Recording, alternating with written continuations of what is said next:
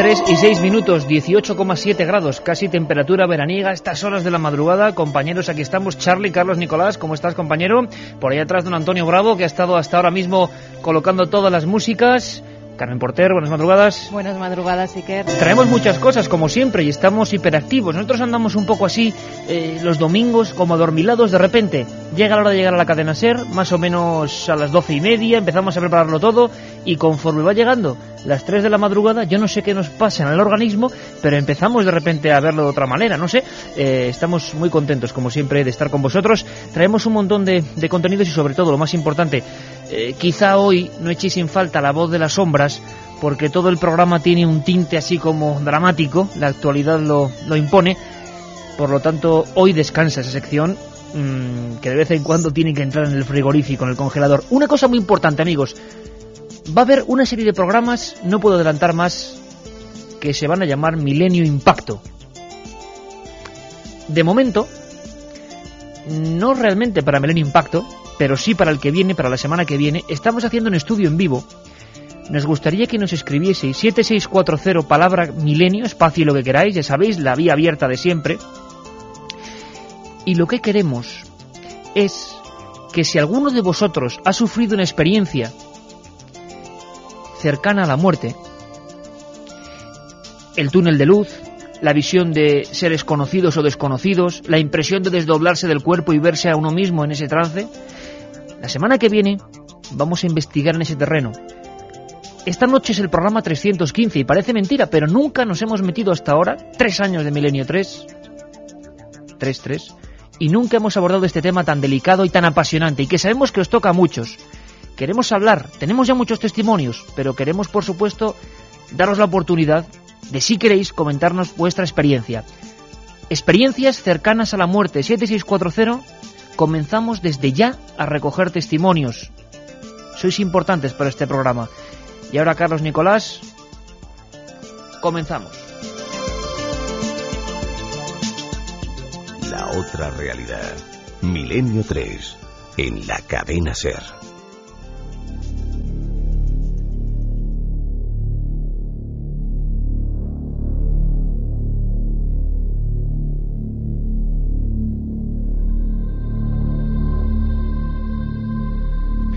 Por cierto que hoy el asunto va de unos lindes casi criminológicos. Hay mucha información sobre ese asunto. La verdad es que a veces uno mira los teletipos y se encuentra con noticias sobrecogedoras, como con la que vamos a iniciar. Por cierto que hoy estamos ya muy cerquita de Feria del Libro. Tenemos un montón de encuentros con vosotros pendientes. Luego daremos otra sección de agenda. Sí que tenemos aquí un sorteo gracias a la editorial EDAF de ese libro doble, Enigmas sin resolver, primera y segunda parte, que siempre más o menos sorteamos cuando llega la Feria del Libro, ¿no? Como una especie de acontecimiento, porque fue el primero que hicimos. Enigmas sin resolver, todo un clásico. La edición de lujo, primera y segunda parte, en un solo tomo, en su 20 edición. Pues ahí lo tenéis, 7640. Por cierto, antes que nada, Carmen, porque tenemos una historia que pasó en Extremadura realmente sobrecogedora. Noticia que hacía mucho tiempo que no conocía yo una historia como esta. Un padrastro hacía caso de canibalismo. Estamos en el 2005, 9 de mayo. Un padrastro hacía comer carne humana a sus hijastros. ¿Esto es cierto, leyenda urbana, o ha pasado de verdad? Ha pasado de verdad, Iker. Según el diario El Tiempo, esta semana se ha descubierto cómo un colombiano vecino de Medellín obligaba a comer carne humana a su compañera sentimental y a los 3 hijos de esta, además de obligarlos a presenciar rituales en los que se utilizaban cadáveres. Al parecer el hombre era el líder de la secta satánica La Misión. Secta satánica La Misión. ¿Tú has tenido noticia alguna vez de esta agrupación o algo? No. Yo la verdad es que no había oído en Colombia este caso. Se reunían en una pequeña finca a las afueras de la localidad, donde retuvo en contra de su voluntad durante 2 meses a su compañera y a los hijos de esta. El verdadero padre de los niños puso en alerta a la policía, ya que hacía mucho tiempo que no podía ver a sus pequeños y que le habían hablado de que la nueva pareja de su ex hacía rituales con cadáveres recién enterrados e incluso habló de canibalismo. Las fuerzas de seguridad acudieron inmediatamente a la finca donde se reunía la secta y pudo detener a varios miembros de ella, pero el líder logró escapar. Los apresados están siendo investigados por un presunto delito de rapto y robo de cadáveres. La mujer y los hijos se encuentran en tratamiento psiquiátrico, aunque declararon que la comida que les daban les parecía buena.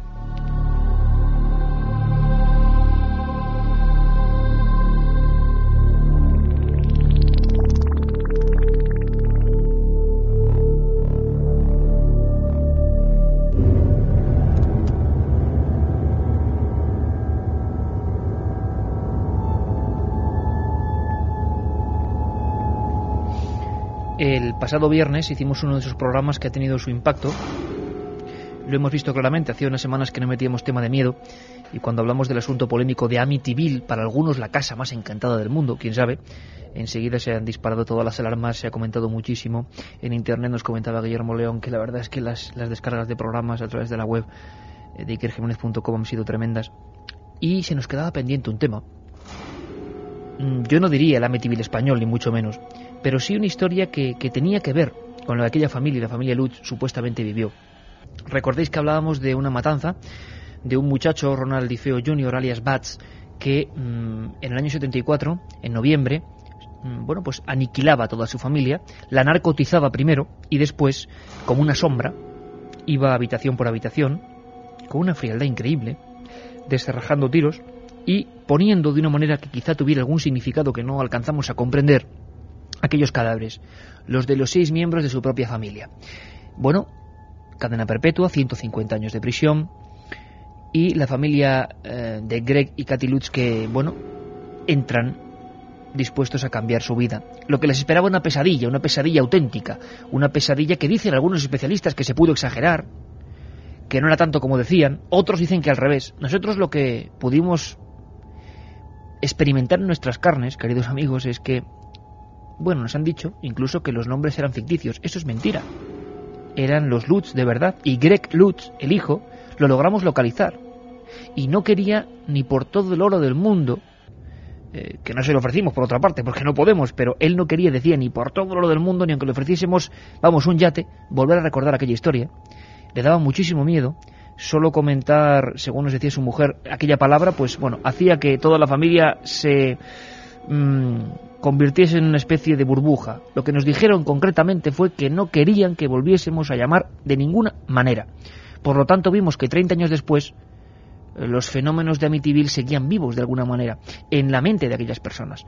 Eran varios los fenómenos, si recordáis, los que pudisteis seguir el programa. Levitación, voces que decían vete, enjambres de moscas, y sobre todo uno que llamó mucho la atención de los oyentes, que fue las paredes que sangran, paredes sangrantes. Eso no era la primera vez que ocurría. En Inglaterra, por ejemplo, en el siglo XVII, en una de las más famosas mansiones donde aparentemente surgían espectros, quién sabe, sí que hubo un caso de sanguinación en las paredes. Lo que pasa es que es tan antiguo que no tenemos documentos. Del que sí tuvimos documentos fue de una historia que ocurrió en España, increíblemente. Año 85, no hace tanto. Exactamente en Arroyo de la Luz, Cáceres, provincia de Cáceres. Allí, las portadas de la prensa, fijaos lo que os estoy diciendo porque no es muy conocido el asunto, hablaban a todo teletipo y, 4 columnas de titulares impactantes: las paredes sangran. ¿Qué estaba ocurriendo? Han pasado 20 años de esta historia, 30 de Amityville, curioso, 20 del asunto cacereño, que rápidamente, digamos que fue tapado como si fuera una cara de Belmez, ¿no? Con una especie de lechada de silencio en vez de cemento. Las paredes durante una noche empezaron a brotar sangre, y encima era sangre humana. Hemos querido hablar con nuestro compañero Julio Barroso, que durante muchos años hizo un programa, La Luz del Misterio, en Ser Cáceres, y que en aquella época, en el 85, ya tenía un pequeño grupo de investigación y pudo seguir la historia en diferentes procesos. Creo que merecía la pena conocer la otra cara del Amityville a la extremeña. Nos lo cuenta Julio Barroso. Todo un fenómeno social de índole paranormal que en aquella época, en el año 1985, rompió esquemas y, bueno, salía en portadas. Aquí tengo portadas del Diario de Extremadura, el diario Hoy, donde hablaba de fenómenos de sangre a la luz, o que nadie se ría porque la sangre brotó del suelo y paredes. Pues, por ejemplo, uno en portada al Diario de Extremadura, el diario decano de la región, dice fenómeno de sangre en Arroyo de la Luz, y otro que dice que nadie se ría porque la sangre brotó del suelo y paredes. Pues yo recuerdo aquello, como además fue también otro de los titulares también muy míticos, fue lo de la casa maldita. Me acuerdo mucho, y en estos momentos que estoy visualizando, viendo una de las fotografías del porche de la casa, aquello ocurrió en la calle Gabriel y Galán número 28. Yo cuando llegué en el año 2000 al porche de la casa, y donde me entrevisté con Eleuterio Sánchez, que es el propietario de la casa, en aquella época tenía 71 años. Imagínate un hombre de 71 años, de 1,79 m, un poquito más bajo que yo. Él además había sido operado de las cuerdas vocales, tenía una gasa típica y luego tenía un aparato de estos para que se hiciera audible la voz suya. Y decía, por ejemplo, que todo comenzó, sus palabras, una noche con niebla, y repentinamente empezó a brotar sangre de la pared de una habitación. Una vez al suelo, recorría parte de la casa. Todo era inexplicable. Cuando son las 3:17, estamos recuperando en Milenio 3 un caso antiguo, muy poco conocido, pero que en Extremadura tuvo su eco. Siempre ocurre lo mismo, ¿verdad, Carmen? Unos momentos de expectación. Tú sabes que hasta Germán de Argumosa, ni más ni menos, llegó a la casa intentando hacer psicofonías. Todo el mundo veía un orbe paranormal en todo esto. La casa sangrante de Arroyo de la Luz. Pero, ¿verdad que siempre ocurre cuando uno va, por ejemplo, a la hemeroteca a investigar el asunto, que a los 3-4 días como mucho, de repente, nada? Sí, se acaba el asunto. Y eso que antes las noticias, pues, duraban más en el tiempo, no había tanta información como para nutrir la prensa, la radio, la televisión. Pero en estos casos en los que no se podía o no se quería dar esa información, esta inmediatamente era cortada de raíz. Era cortada, era emparedada. Y era una de las teorías que también se sostuvo por ciertos especialistas. Pero emparedado, ¿qué? Se habló de feto, se habló de un cadáver, y que la mala obra de ingeniería, no lo decimos nosotros, cuidado, se dijo en la prensa, lo dijeron los investigadores, había provocado esa sangración. Muchos lo tomaron como un fenómeno místico. Y además es que ocurrió que precisamente en ese mismo año, en otro punto de Extremadura, otros hechos más o menos extraños, paranormales, inquietantes cuando menos, dieron mucho que hablar. Era como si en Badajoz y en Cáceres se estuvieran produciendo al mismo tiempo unos fenómenos difíciles de catalogar. Después el silencio absoluto. Pero Julio Barroso hizo una fenomenal investigación y siguió punto por punto hasta hablar con los médicos, con los farmacéuticos, con los protagonistas. La teoría que surgió era más, como os decía, digna de la voz de las sombras que de la propia órbita paranormal. Emparedamiento, pero en 1985, ¿cómo es posible eso? Estas eran sus palabras.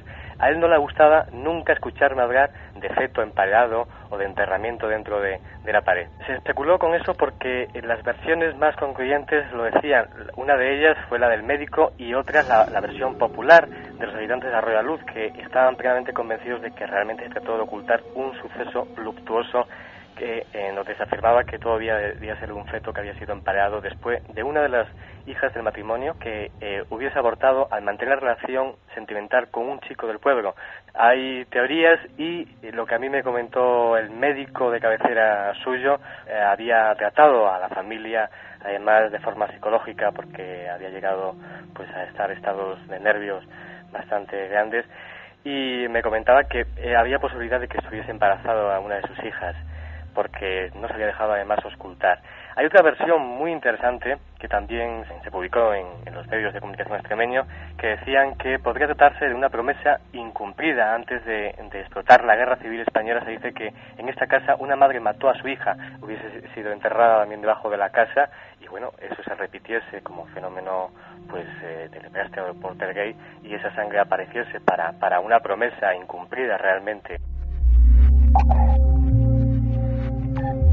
De nuevo la España más profunda en el sentido de recuerdos de la Guerra Civil, ¿no? Esto nos retrotrae a Belchite, a Belmez, a tantas historias, madres que matan a sus hijas, claro, leyendas populares, o es que realmente ocurrió el acto allí. El emparedamiento de todas formas no debería sorprendernos. En vida muchos místicos incluso se autoemparedaron en vida, es decir, hacían una especie de habitáculo en la pared y obligaban a otro miembro de la congregación a rellenarlo hasta morir, como un ejemplo de misticismo, a morir de hambre.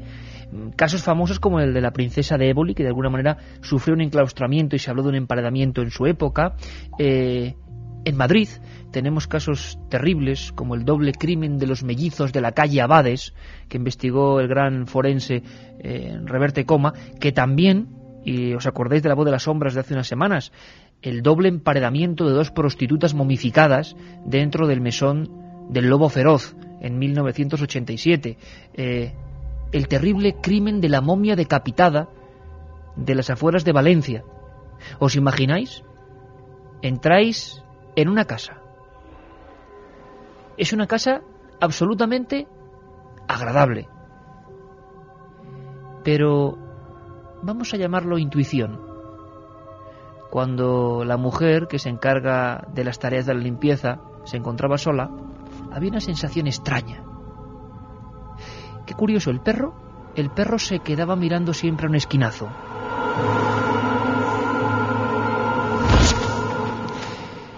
Y la siguiente escena es la piqueta y la mujer sin cabeza momificada desde 1919. Ha habido desde el tiempo de Grecia, de los etruscos, por ejemplo, Carmen, los etruscos decían que la sombra podía ser emparedada y que si determinadas piedras tocaban tu sombra, haciendo una especie de juego de reloj de sol, en 40 días fallecías. Bueno, historias macabras, emparedamiento en vida y en muerte. En España hemos practicado mucho esa innoble arte. ¿Qué pasó con el caso de Arroyo de la Luz? La conclusión la tiene Julio Barroso. Explotó durante una noche, porque los restos se los llevó el farmacéutico Antonio Sanguino, al que yo realicé también una entrevista. Él realizó unos análisis para determinar si era sangre humana o animal y llegado a una sorprendente conclusión, según me comentó en la entrevista que yo le hice. Sus palabras fueron: recuerdo al examinar los coágulos de sangre a través del microscopio que se podía ver claramente hematíes y glóbulos blancos humanos. Solamente fue una noche. Vamos con mensajes que nos llegan al 7640, palabra clave milenio, y como siempre lo que queráis. Sabéis que sorteamos esa edición especial de Enigmas sin resolver. Los comentaristas de Milenio 3. Increíbles historias como siempre, cada día os superáis más. Un saludo desde Tenerife. Oye, hola. Si hay alguno que critique, porque luego dicen que solo pasamos los buenos. A ver los hilos, como las meigas. Bien. Hola, yo de pequeño, con 2 años, fui envuelto por una ola muy grande. Parecía que estaba en un torbellino. Me salvó mi madre, todavía lo recuerdo. Tengo 25 años. Sí, tenía la angustia esa de que estaba a punto de pasar al otro lado, ¿no? Otro, a punto de ahogarse. Hola, Iker, con 5 años me sumergí en un río a punto de ahogarme. No vi túnel, pero sí vi todo desde fuera, hasta que sentí que no respondía y se hizo la oscuridad. Queridos amigos de Milenio, que sois parte activa de este programa y de esta investigación, como hicimos el día de la noche de las carreteras, como haremos con hospitales, como haremos con chicas de la curva, como ocurrió. Ahora queremos experiencias cercanas a la muerte, lo que habéis sentido, lo que os ha ocurrido, lo que habéis notado, lo que han visto vuestros ojos o los sentidos. Unos hablan de túnel de luz, otro de una imagen, la hizo célebre Raymond Moody, subido después de la vida, año 75, de fragmentos de tu propia vida. Otros ven a difuntos, a fallecidos, que dicen que no es su momento. Desde la más remota antigüedad, Hieronymus Van Ack en el Bosco lo pintó en Visiones del Más Allá, por vez primera en el arte, el túnel de luz, las visiones, la subida al Imperio, decían algunos. Bueno, pues todo eso, porque vamos a tener médicos, investigadores, lo que está haciendo la ciencia ahora, nos interesa. Y sus propias experiencias, porque os llamaremos para que nos contéis cómo fueron esas experiencias cercanas a la muerte. ¿Querías críticas? Bueno, pues ahí tienes una. Ángel de Almería, seguís sin tener valor de leer esto. Desde diciembre llevo intentando comprar La Noche del Miedo y solo he conseguido que ignoréis mis mails. Que desde... No Qué entiendo. lamentable, dice. Pues que al parecer esta venga a enviar mails, no sé dónde, porque todas las semanas... A ver, por si acaso, compañero, te repetimos el email, milenio3 con número, @cadenaser.com. Eso sí, muchas semanas se satura, eso es cierto.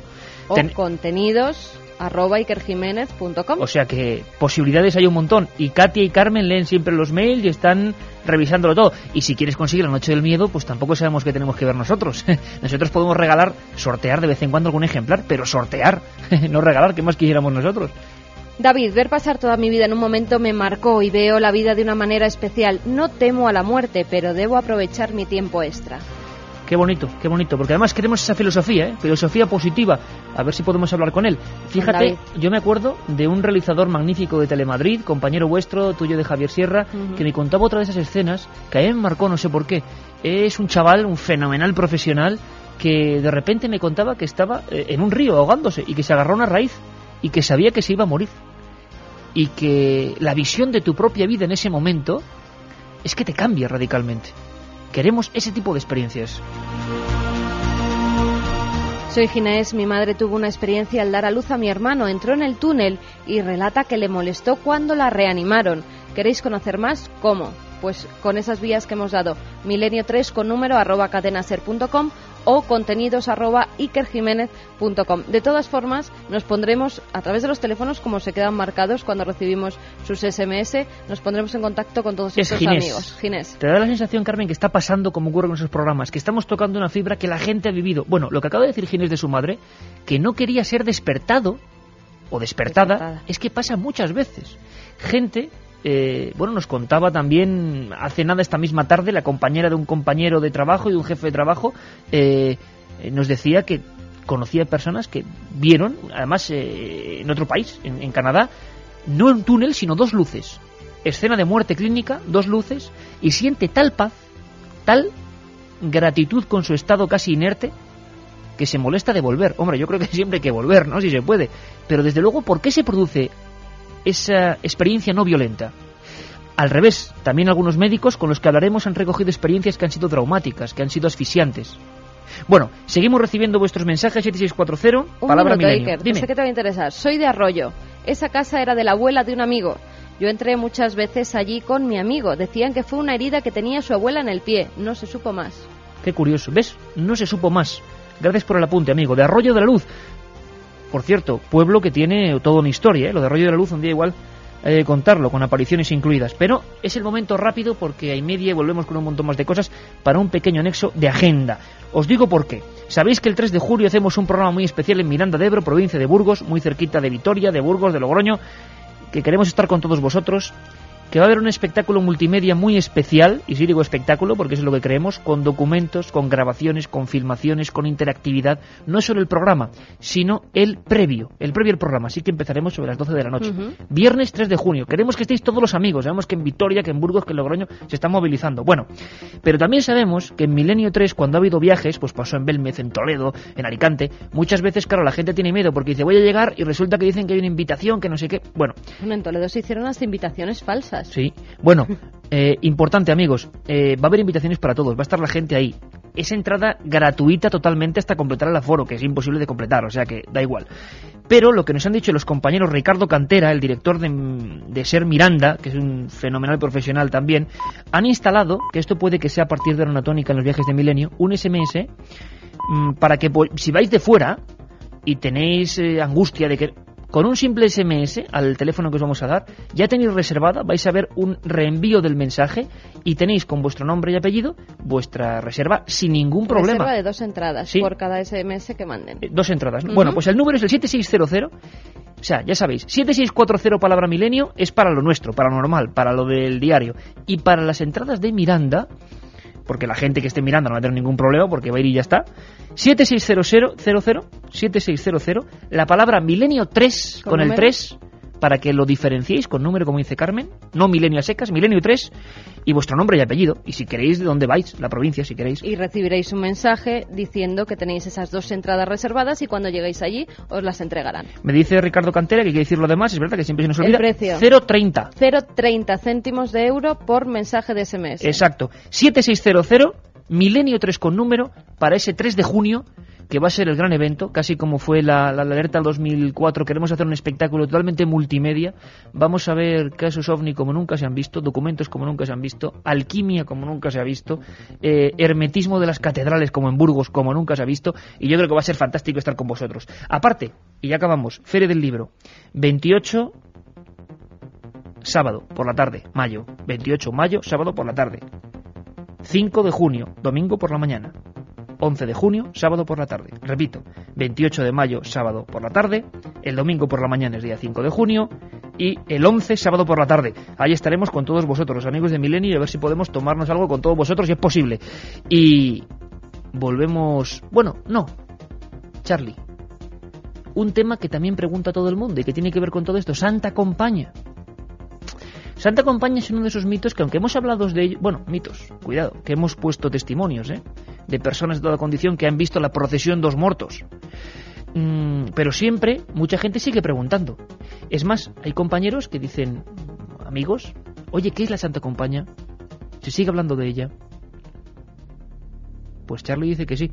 Así que, por ejemplo, si quieres, vamos a ver cómo suena esa Galicia siempre de corredoiras, esa Galicia que también interpretan los grandes músicos de Milladoiro, esa Galicia donde hemos podido hacer 2 programas.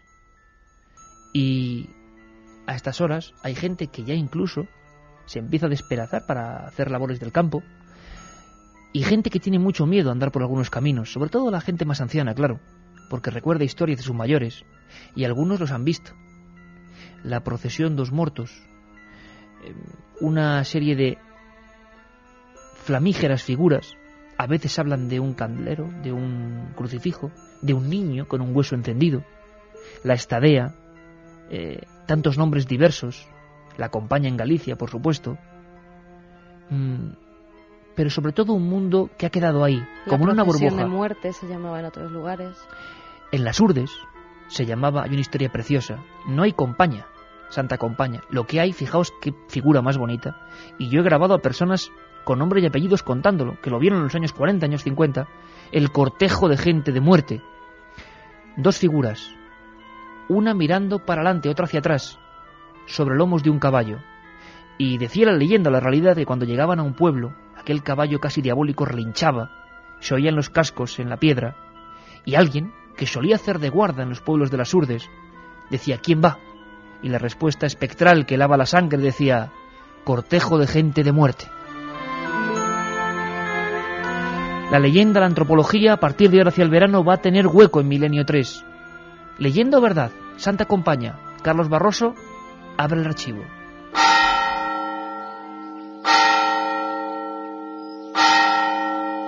Cualquier lugar perdido, cualquier cruce de caminos, podría convertirse al caer la noche en el escenario de la peor pesadilla.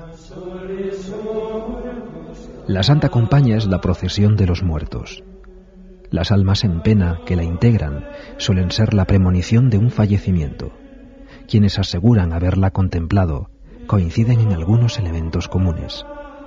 Todo empieza con un olor a cera y una ligera brisa que surgen de la nada.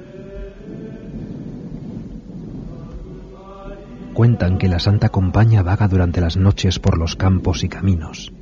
Las almas forman una procesión de 2 filas, vestidas con sudarios y con los pies descalzos.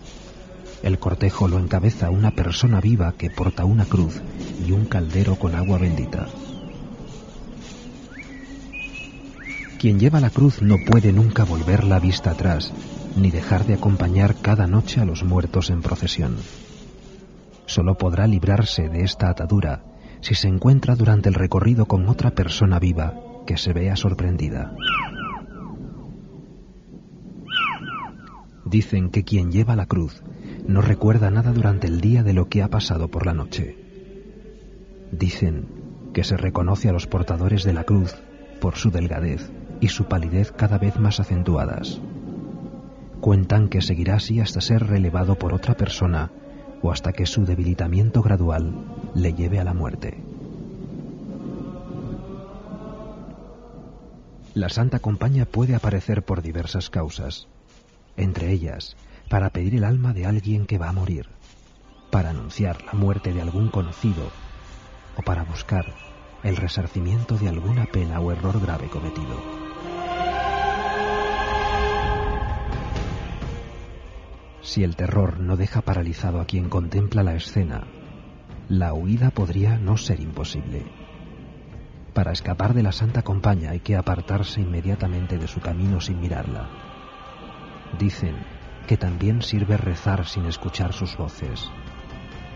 Como último intento, quien se encuentre con la procesión de los muertos podría escapar arrojándose al suelo boca abajo mientras pasa la comitiva y rogar para que ésta no pase por encima.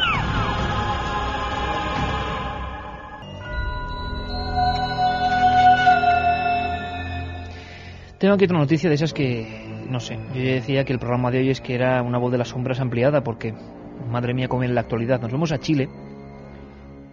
Satánicos roban un cadáver y lo pasean. En la ciudad chilena de Iquique fue hallado el pasado sábado un cadáver que un grupo de jóvenes satánicos había robado hacía unas pocas horas del cementerio número 1 de la ciudad nortina. Los vándalos sacaron el féretro de una persona que hacía más de 50 años que estaba muerta. Se lo echaron al hombro, pero al poco tiempo de salir del cementerio, el ataúd cayó al pavimento y se rompió. Cogieron los restos óseos y los pasearon hasta que decidieron abandonarlos en la vía pública. Además, en el Camposanto destruyeron figuras de ángeles de algunas de las tumbas, dieron la vuelta a varias cruces e hicieron numerosas pintadas con el número del diablo, el 666. Hay otras noticias de cuerpos, pero por desgracia en sentido inverso, es decir, a este pobre hombre que llevaba 50 años muerto, estos satánicos, yo no sé, a veces... ¿Recordáis satánicos, vándalos, porque claro, muchas veces... ¿Cómo distinguirlo, no? Es que se dice que son satánicos y son simples gamberros que van allí, ponen los 666 de turno y hacen de las suyas, pero muchas veces no tienen nada que ver. Es más, los satánicos verdaderos se suelen esconder de hacer estas cosas. Lo hacen en sitios donde están ocultos, donde no les ve la gente. Nos han soplado fuentes de fuerza de seguridad del Estado en Madrid que en la casa de campo se había encontrado una especie de zulo. Vamos a ver si alguno de vosotros sabe algo y nos lo podéis comunicar. Una especie de zulo misterioso, angosto, donde había una pila bautismal, había sangre e incluso habían tomado la molestia de pintar en las paredes pues una especie de cristos o diablos de aspecto románico. Sin duda eso es gente que realmente hace las cosas en serio, es decir, no quieren que les pillen, no son gente que anda haciendo espectáculos, grabando pintadas para decir luego, mira cómo la prensa habla de nosotros, ¿no? Los verdaderos luciferinos, satánicos, lo que sean, realmente, pues hombre, imagino que no quieren ser sorprendidos, tienen su propia fe y hacen sus cosas. Esperemos que la sangre, por supuesto, sea de animal, ¿no? Cuando menos, pero ha ocurrido hace muy pocos días, así que también ampliamos esa posible investigación, que cuando menos es bastante intranquilizadora. Decía que había otro cuerpo, al revés. Por lo menos en este caso era una buena noticia, un cuerpo hallado gracias a una mentalista, a una de esas personas que alardea de ciertas facultades mentales. Hemos tenido casos muy interesantes a lo largo de la historia, el gran Jacques Courasiet, que decía que bueno, que incluso los servicios de policía belgas la habían utilizado en varias ocasiones para localizar cadáveres. Se habló en España del padre José María Pilón, que con el péndulo buscaba desaparecidos. Algunos hubo que se hallaron, no sé si gracias al método o colaborando con el método. ¿Ahora qué ha pasado, Carmen? Pues ha ocurrido también en Chile. Isabel Ávila, más conocida como la mentalista de Chimbarongo, halló el cuerpo de Marcelo Hernán Contreras Vázquez, un trabajador agrícola de 34 años que se encontraba desaparecido desde el 26 de abril en la comuna de San Fernando, en Chile. A partir de una fotografía, la vidente trazó un mapa marcando el sitio donde podrían encontrar el cuerpo de Contreras. Así, un dispositivo policial fue hasta el lugar indicado y allí, efectivamente, hallaron los restos del agricultor. En estos momentos el cadáver se encuentra en el Instituto Médico Legal de Rancagua en espera de que se le realice la autopsia y así determinar las causas de la muerte. Curioso, inquietante, tan inquietante como la opción que muchos hablan, muchos dicen, muchos investigadores pregonan, y que durante las últimas semanas, cuando hemos hablado de Inquisición, de historia, de remontarnos en la nada del misterio hacia el pasado, nos habéis preguntado. Sabéis que Nacho Ares tiene una sección tirilante, si se puede decir, o que como un Guadiana emerge, se va, vuelve. Hemos querido recuperar una historia que va a interesar a muchos. Nos preguntabais hace poco, por uno de los últimos programas, por el Arca de Noé, por el diluvio, por algunas figuras que tenían mucho más tiempo, mucha más antigüedad. Es más, yo recuerdo una del viernes, que sin venir a cuento, porque estábamos hablando de Amityville, de repente decía, ¿es cierto que la esfinge es más antigua de lo que se decía? Y que tiene una compuerta. Bueno, Nacho Ares, sabéis que siempre bordea la historia perdida. Siempre, como director de la revista de arqueología, nos cuenta cosas que solo saben los arqueólogos, los egiptólogos. En esta ocasión nos habla de la posibilidad de un diluvio y de que muchos investigadores del tiempo pasado están intentando calcular cuándo hubo una crecida de las aguas que quizá tiene que ver con ese mítico episodio bíblico. Como siempre, arqueología y Biblia intentando buscar puntos de unión. La historia perdida.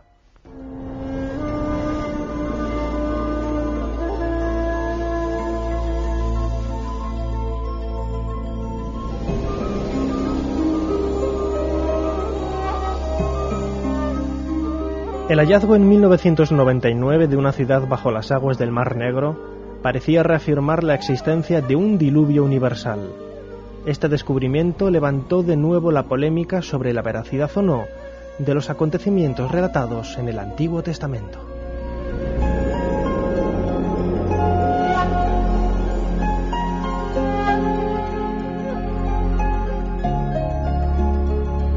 El descubrimiento realizado en la población de Sinop, al norte de la moderna Turquía, vino a confirmar que la zona ya estuvo habitada antes de que en la antigüedad, hace más de 7000 años, toda la región fuera inundada, dando lugar a lo que hoy conocemos como el Mar Negro.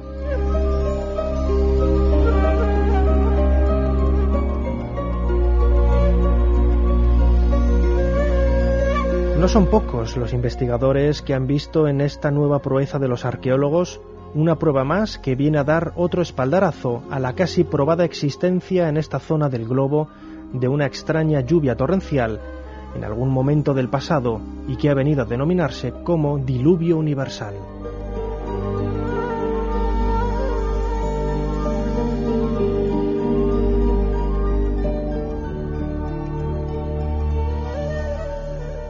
Empleando cámaras submarinas y complejos sensores de control remoto, el equipo de submarinistas fue capaz de divisar en las profundidades de Sinop pequeñas estructuras geológicas como el valle de un antiguo río ahora inundado, así como diferentes vigas de madera y herramientas de piedra con perforaciones que demuestran sin lugar a dudas la presencia del hombre.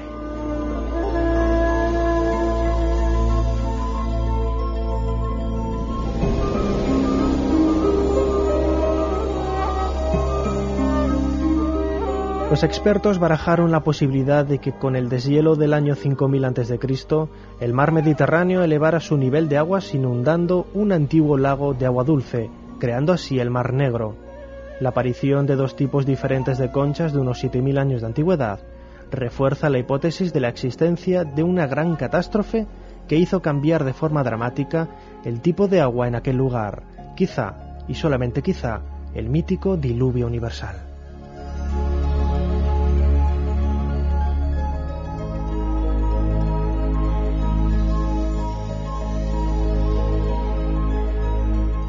Milenio 3. Periodismo de lo desconocido. En la SER. Los invitados que nadie esperaba. ¿Has sentido auténtico miedo alguna vez?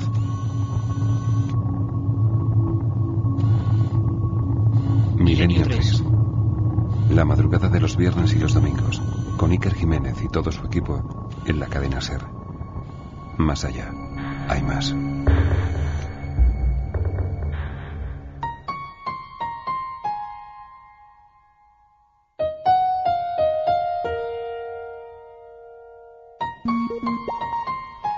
Vamos con mensajes, nos están llegando muchos testimonios de experiencias cercanas a la muerte. Decían. Como el de Mario de las Rozas, en Madrid. Con 8 años me atropelló un coche, vi el cielo en verde y las nubes girando alrededor de una luz. No se me va a olvidar nunca. Soy Salva de Málaga, mi tío escéptico vio una procesión de ánimas entrar en el cuarto de su abuelo. No amaneció vivo, dice que eran monjes sin rostros y sin pies. Los temas que habéis tratado del túnel o la Santa Compañía parten de la idea de alma inmortal griega, extendida por todo el mundo y religiones. Con 17 años volqué con un amigo en coche dando vueltas de campana. No sé cómo, pero yo vi al coche dar vueltas desde fuera y mi cuerpo estaba dentro. Qué increíble, este es uno de esos temas que toca la fibra de la gente, y que han vivido muchas cosas. Alberto desde Badajoz nos dice: estando ingresado me dio una embolia pulmonar y se me pasaron muchas imágenes de mi vida, algunas que no las había vivido en pocos segundos. Hola amigos, hay muchas historias interesantes en Arroyo, es un pueblo muy singular y muy religioso, mi familia es de allí. Y bonito. Saludos a Carmen, que soy un fan. Bueno, muchas gracias. Tuve un accidente de caza y lo que me pasó fue, más que imágenes, eran sensaciones y voces de gente que no estaban allí, que me dijeron que no. Que no era su momento. Soy Paqui y yo tengo amigos que dicen haber visto la Santa Compaña paseando en grupo y en fila y vestidos de negro y con capas. Bueno, como hay tantos mensajes en el 7640, lo dejamos si quieres para el final, con una ronda especial, porque ahora nos sumergimos... Carlos, cambiamos de nuevo el tercio, esto ya sé que es la montaña rusa, y tú eres el piloto. Y leyendas urbanas, pero en esta ocasión una muy especial. Tenemos muchos amigos, nos escribían muchos desde, por ejemplo, el estado de Tabasco, nos escribe mucha gente de Hispanoamérica. Es una maravilla contar con vosotros. Mucha gente, por ejemplo, también de Tánger, esta semana nos han escrito. Nos mandaban una leyenda que tiene que ver con el demonio, la cueva del demonio, ¿no, Carmen? Nos la mandaba Alonso y nos dice: esta leyenda me la contó un amigo mexicano. Me aseguró que era verdad y además creo que incluso salió en las noticias. 5 amigos decidieron reunirse en una cueva situada a las afueras de la ciudad donde vivían para jugar a la ouija e invocar al mismísimo demonio. Pero lo que en un principio iba a ser una noche diferente, donde se preparaban para pasar un buen rato, se convirtió en una auténtica pesadilla. Medio en serio, medio en broma, todos pusieron sus dedos sobre el vaso y este en el tablero. Comenzaron a invocar a Satanás, leyendo unos rezos que había sacado de un antiguo libro de demonología. Estaban dispuestos a ofrecer su alma al diablo a cambio de tener una vida llena de fama y de dinero. El vaso comenzó a moverse rápidamente. No les daba siquiera tiempo a leer las palabras que iba dibujando. De pronto, entre la oscuridad, observaron la figura de lo que parecía ser un hombre. Cuando le iluminaron con sus linternas, vieron que era un personaje vestido con una especie de sotana muy vieja. Les dijo que había acudido a su llamada, pero no quería sus almas. Le tenían que dar sus cabelleras y sangre para que el conjuro se hiciera realidad. Inmediatamente, llenos de avaricia, pero también de miedo, hicieron lo que aquella figura les pedía. Se cortaron las manos y vertieron la sangre en un cuenco.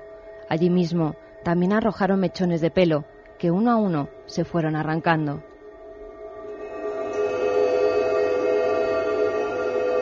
Cuando se disponían a llevarle la pócima, vieron cómo el ensotanado desaparecía en la oscuridad. Tan solo oyeron una terrible carcajada que les heló la sangre.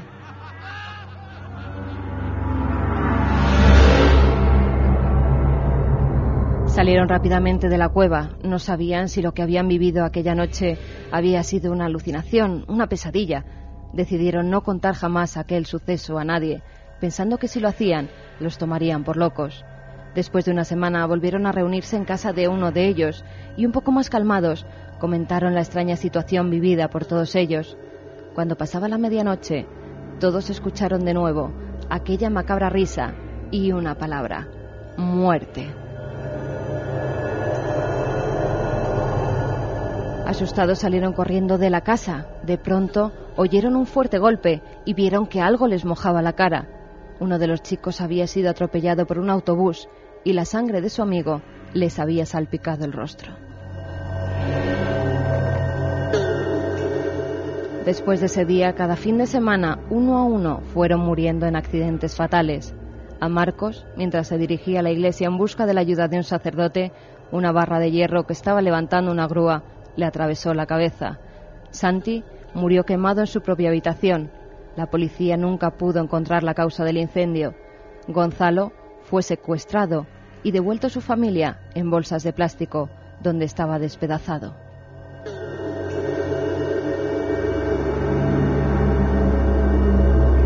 Emilio, el último que quedó con vida, grabó un vídeo donde contaba todo lo sucedido en la caverna y las extrañas muertes de sus compañeros.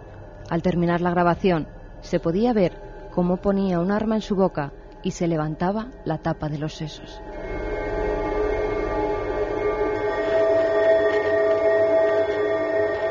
Después de ver la cinta, las autoridades acudieron a la cueva donde, en lo muy profundo de ella, encontraron las fotografías de los 5 chicos atadas con sus mismos cabellos y su sangre. Además, había una nota: el poder del diablo no tiene límites.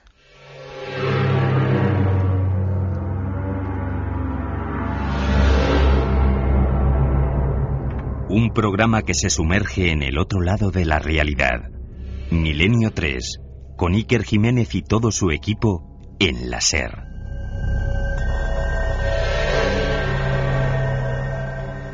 3:53. Estamos Charlie y yo. Él porque estaba en la sierra y le ha dado el color, pero vamos, estamos como si se hubiera reducido a 0 grados. Vaya historia, muy mexicana, por otro lado, en el aspecto de que, claro, nos ha recordado historias de los narcosatánicos, tantas cosas. Qué leyenda, Carmen, nos la enviaban desde México. Santo cielo, vaya historia. Vaya historia. Pues sí, la verdad es que una historia terrible. Tiene todos los componentes, una sombra oscura ensotanada y siempre la misma, no iba a decir moralina, pero sí nota. Cuidado con quien, en el fondo, como Fausto, se pone uno a jugar con el diablo y sobre todo a vender su alma. Por cierto, yo no sé si querían robar el alma, querían vender el pasaporte de la eternidad, o qué querían hacer. Cada día es más habitual esto de los rituales de santería. Hombre, yo creo que ya nos conocéis. Mucho cuidadito, pero no por los espíritus, sino por los fantasmas de carne y hueso, que lo que roban es el dinerito de la bolsa.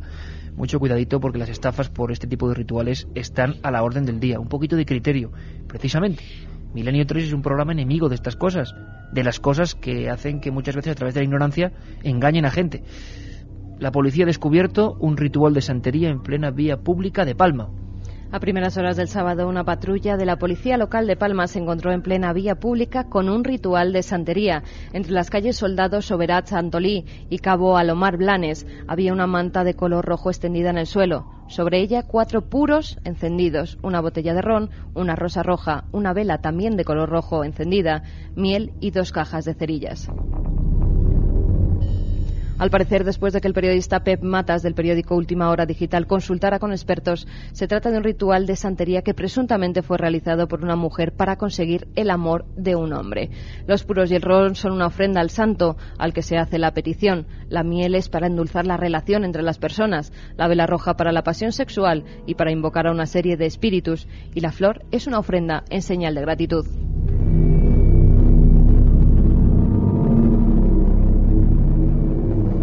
Bueno, 4:05 y la verdad es que el teletipo venía hoy cargadito. Tenemos una serendipia, Carmen, tenemos una serendipia para que ya todo sea completo y un montón de mensajes. La serendipia, sabéis que es una sección que hace Carmen, que son casualidades imposibles. A veces son extrañas faenas. Los escritores sabemos mucho de eso. Estamos haciendo un tema, creemos que es lo mejor del mundo, que a nadie se le ha ocurrido y resulta que a alguien se le está ocurriendo al mismo tiempo. Cuéntame la historia de Susan Hill. Yo algún día te contaré una serendipia terrible que me pasa. Bien. Sí. En torno a la escritora británica Susan Hill se han dado una serie de coincidencias dignas de tener en cuenta. La cadena de sucesos se inició en 1971 cuando publicó su novela Strange Meeting, Encuentros extraños, cuyo argumento era el de 2 jóvenes soldados en las trincheras durante la Primera Guerra Mundial. No había transcurrido mucho tiempo cuando apareció en el mercado otra novela que trataba sobre 2 soldados en las trincheras de Flandes. O sea, primera en todo el pescuezo, se le fastidió la historia de la novela que creía que era... ¿Y luego qué pasa? Un año más tarde tuvo otra idea para un argumento y escribió otra novela que llamó Air and Angels, Aire y Ángeles, y que envió a su editor en mayo de 1990. Uno de los personajes principales era un monje hijo de familia de rancio abolengo que se enamoraba de una muchacha de 16 años. De pronto una mañana estaba leyendo el periódico cuando vio un reportaje sobre una escritora, Penelope Fitzgerald, que estaba a punto de publicar una novela que se iba a llamar The Gate of Angels, en la que el protagonista era un monje que se enamoraba de una joven. Segundo rejón, ¿no? Que viene Las 2 escritoras se habían conocido una vez, pero nunca habían hablado sobre sus proyectos. Ambas novelas fueron publicadas y tuvieron cierto éxito. Hill comenzó a escribir otro libro sobre la expedición al Polo Sur que realizó el capitán Scott. Cuando estaba acabando de escribirla, cogió la revista literaria Bookseller y vio un anuncio sobre una nueva novela escrita por Beryl Brainbeach, que trataba de las hazañas de Scott en su última expedición antártica. 3 novelas, con lo que cuesta hacer una novela, madre mía, y las 3 estaban haciéndose al mismo tiempo. Ya es mala suerte, ya es mala suerte. Susan Hill, casualidades para endulzar un poco, hombre, no sé si para ella muy dulce no fue esta historia. 7640, el 7600 Milenio 3 es para lo de Miranda. Carmen, José cuéntame. de Gijón nos dice: en Asturias a la Santa Compañía se la llama Huestía. Un saludo a todos. Es verdad. Estuve en coma avanzada flotando por una especie de espiral de colores muy agradable, sin sonido, pero con la sensación musical. Pero nos cuánta dice gente, ¿no, Carmen? Pilar desde Córdoba. Yo estuve en el túnel y vi un tren, me despertaron, pero tenía una paz fuera de lo normal, nos dice David desde El Escorial. En Eschama, en barrio de Las Palmas, hace 40 años se dio un caso de paredes sangrantes. Fue una conmoción durante meses. Nos dice, ¿Dónde? En un barrio de Las Palmas. Ajá.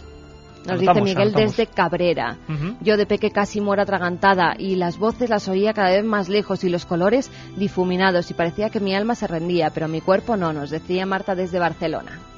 O sea, un montón de gente que está sufriendo esto que vamos a tratar la próxima semana, el viernes, no os lo podéis perder, ECM, Encuentros Cercanos a la Muerte, y con médicos, con especialistas de hospitales que están trabajando Mira, desde un actualmente hospital, en ese en este caso desde San Juan de Dios de Sevilla, que están de guardia y todos los días ven la muerte de cerca. Por aquí creemos que hay algún espíritu. tema. Bueno, lo que sí creemos nosotros es que mandamos un abrazo muy fuerte a toda la gente que trabaja en hospitales. A Los todos, ganadores, sí que rápidamente. Lourdes, de pequeña estuve a punto de morir quemada, estuve inconsciente por el humo y vi como mi abuela fallecida me llamaba desde el fondo de una luz.